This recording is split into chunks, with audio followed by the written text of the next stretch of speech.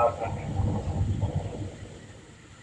And that is why we find that now in our country, each person, irrespective of the caste, creed and religion, lives comfortably and lives together with lot of harmony, lot of brotherhood, and no discrimination against each other.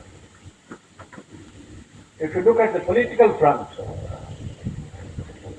a country like ours, which was, I would say, oppressed and which was subservient to the other country, Britain, for nearly 300 years, that country has emerged as one of the strongest democracy of the world.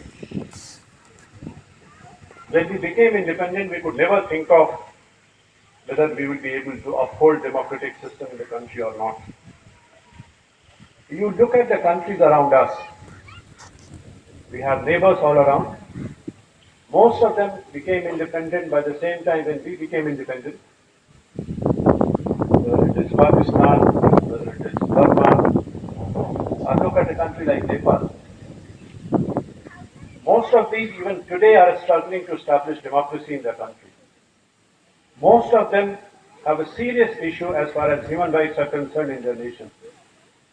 Most of them do not have citizens' rights like freedom of speech, freedom to think, freedom to act, freedom to live, and freedom to pursue a productive livelihood. But I think all of us must be really very, very, proud that our country is such, which has built a small, very, very strong democracy through an evolutionary process. We in our country believe in, a democratic system where we do things by consulting each other, by looking at each other, by listening to each other. How many of us could imagine about 30, 40 years ago that there could be a voting percentage going up to about 75% or so in some states which happened in the last Lok Sabha elections? How many of us could imagine that people would demand that each candidate who goes to fight elections has to declare his assets?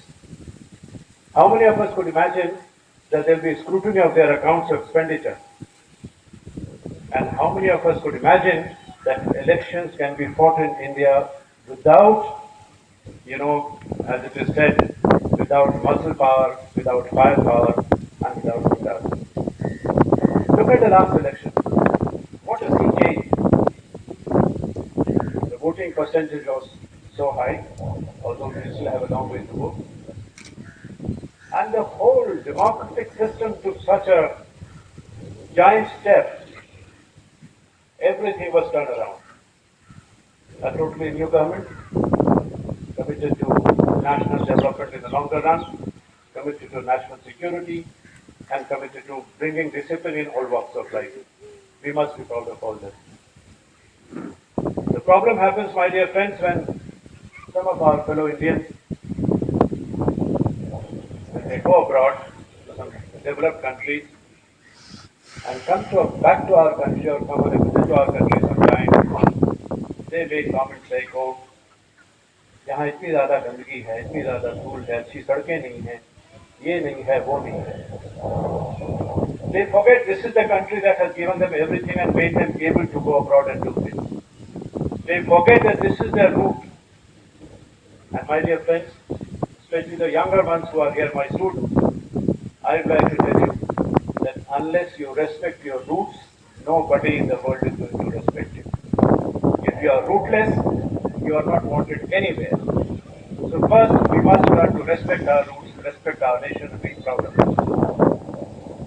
If you look at the economic front, the progress we have